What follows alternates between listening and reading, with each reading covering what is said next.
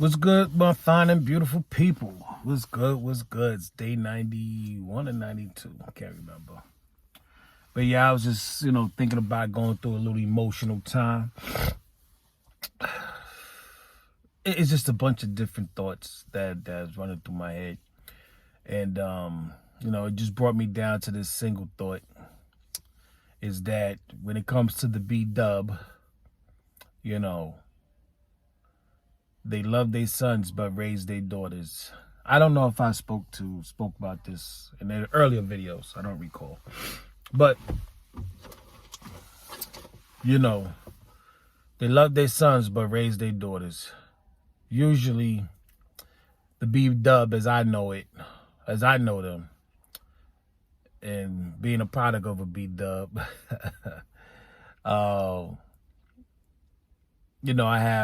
there's in my immediate circles 5 boys, 1 girl.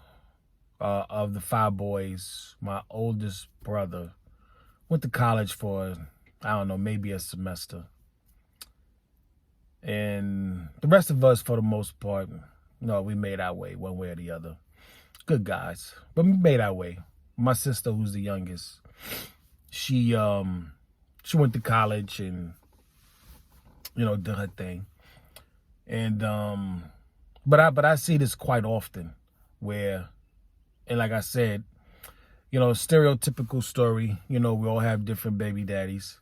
We all come from different fathers for the most part. And,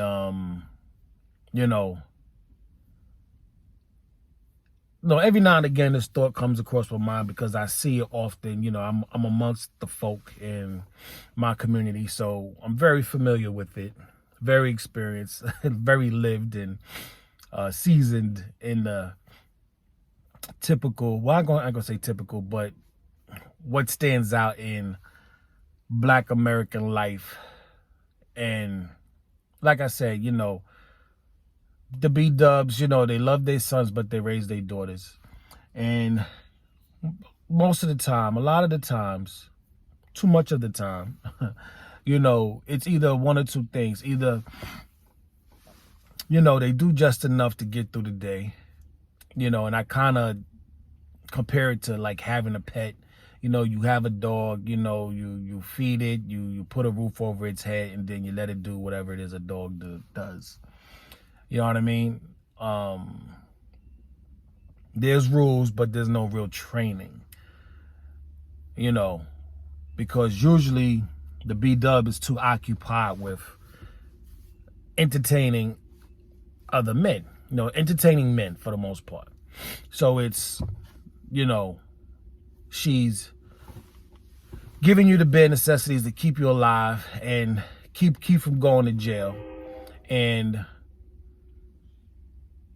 so she could go entertain. You know what I mean? That doesn't mean she doesn't love you. It's just that's not where her focus is and all of her interest. Give you the bare necessities and then see you when you need some more. Whereas when it comes to her daughter, she's most likely, the daughter is most likely the reflection of her. So this is why, you'll see, if the lady's an educator, she's going to train her daughter up to be an educator. If, and she's going to raise her up to stand up against men or be independent of men, especially nowadays, raise her to being this strong Black woman. Now, like I said, the mothers, it's either kind of treat your sons as pets, give them food, water, and shelter, and see them, and let them do whatever they do. Or they raise them up to be the son husbands. This is where a lot of times you see the football moms and the soccer moms, and they're there cheering at every situation because they're making these men to be the man that they can't get, the man that they would never get, chances are. You know what I mean? So you have these two extremes. But regardless of the extreme, her daughter always seems to be packaged and put together, or she's the reflection of her mother. And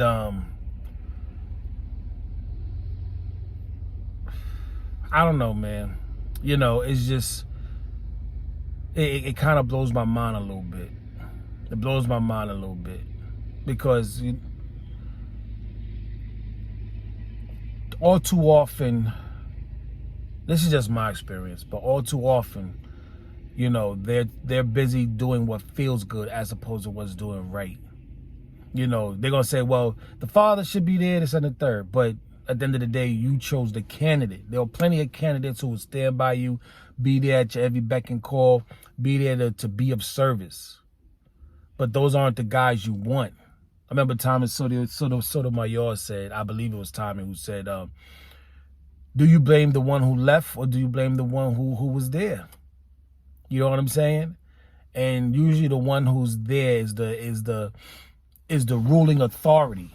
So if this is the product that you raised this product. You nurtured and fed it and you molded, and this is what you created, you know. And it just really blows my mind. You know what I mean? You know, it really, because in either case is selfish. You know what I mean? Instead of doing what's right as opposed to doing what feels good. You know, I told that story when I was about 10 years old, when I was in the laundry room doing my own laundry. And a neighbor came in. My mother was there. A neighbor came in and said, oh, he's going to make a, you know, saw me doing my laundry. And my mother told her, you know, I iron my own clothes. And, you know, they both talked about how I was going to be a good boyfriend one day. Crazy. As opposed to just being a good man. You know what I mean? Already, the hive is already setting me up to be of service to somebody else. You know, with the way I feel, if you raise them up to be a good man, everything else falls in place. Period. It doesn't matter, you know, raise them to be a simp. That's sickening to me. You know what I mean? It's sickening. You know, they do what makes them feel good as opposed to doing what's right. And most of the time, men are trying to do what's right. Most of the time. Like I said, people talk about men, these black men are deadbeat dads. I've known men all my life, all kinds of men, all types of men. And I don't see these guys. I'm not saying they don't exist. I know some guys who could do a better job. But the guys I know plenty. I know plenty of single fathers. But that's not that's not the narrative that's pushed. If the courts didn't award women these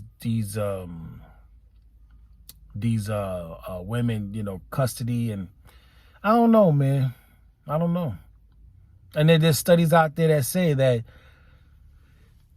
a child does better either with two parents in the home, and if it has to be one parent, it should be the father. The fathers are the true nurturers. I swear to God. I swear to God. I mean that with everything. I mean that with everything. It's insane. The stuff that I've seen women do with their kids in the house, it's insane. And another thing I'm probably going to write this down. I'm going to talk about that tomorrow. What is it with, you know, you could go into a home, especially the modern B-dub who has all these different baby daddies. Everybody in the house, there's 5 different names on the mailbox. And then you get married. You know, at some point you've got married, but yet you never got back to your maiden name. You still kept the married name, but you divorced. What's that all about? What's that all about? You know, I know women who were married, and I don't think they got divorced. Just years and years of keeping his name. And I'm like, well, you must be waiting for my man to pass away so you could collect benefits. You know? And you know, at the end of the day, it always comes back down to resources. You know, I heard this girl talk about how, you know, mathematically it's better to have 4 or 5 different baby daddies as opposed to 4 or 5 kids from one person. So when you finally make your split, you'll be able to get more money. You know, I was talking to a coworker of mine on the train today, and he was telling me how, you know, this guy had, you know, had 3 kids by this woman, has to pay child support, and I was like, well, okay, you know, it's not too bad. I said, because with 3 kids, I think the max they take is 21%. Here in New York, it's to like 21 years old, as opposed to you can have 3 kids with 3 different women, and 20% come out of each one. You know what I mean? Like, you can have 3 kids with each one, but there's 20% max of all of those. So I said, in his case, you know, that's not too bad, because there's 3 kids with 1 woman, and that max, there's only, they can have 5 kids, but they're still only taking 21% max. As opposed to if he went on long and met somebody else and had 5 kids or 3 kids with that person, that's an additional 2021. So when a guy goes out here and have all these different kids with different women,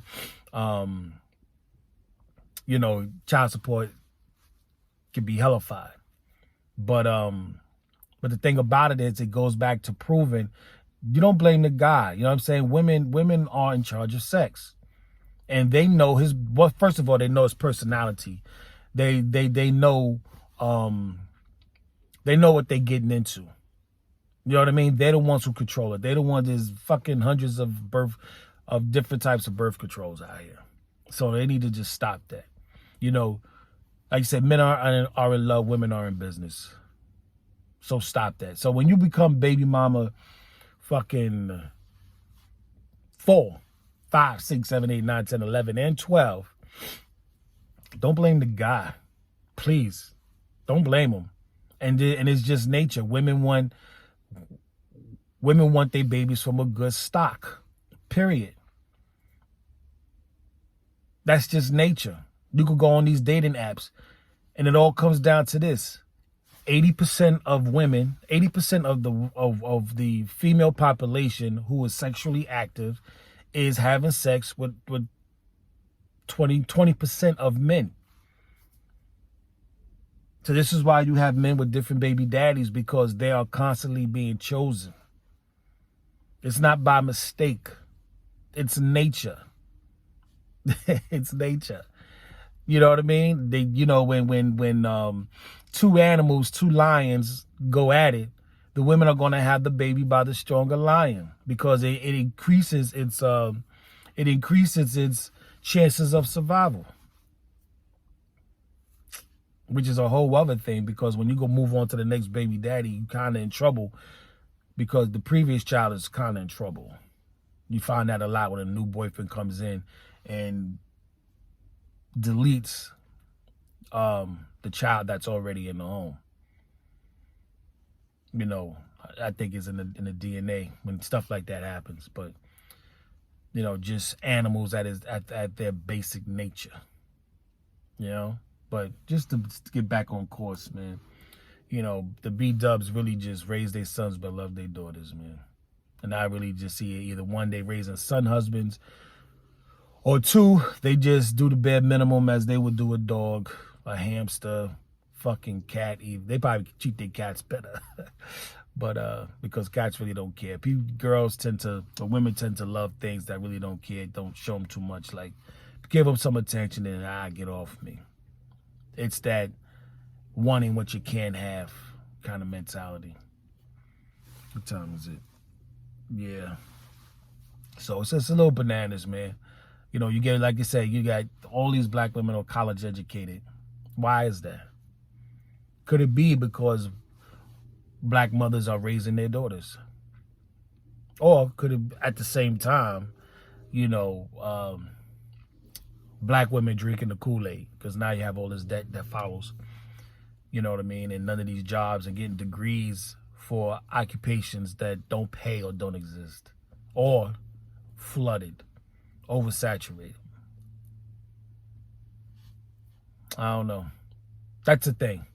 Black women raise their daughters but love their sons. They let the system have them.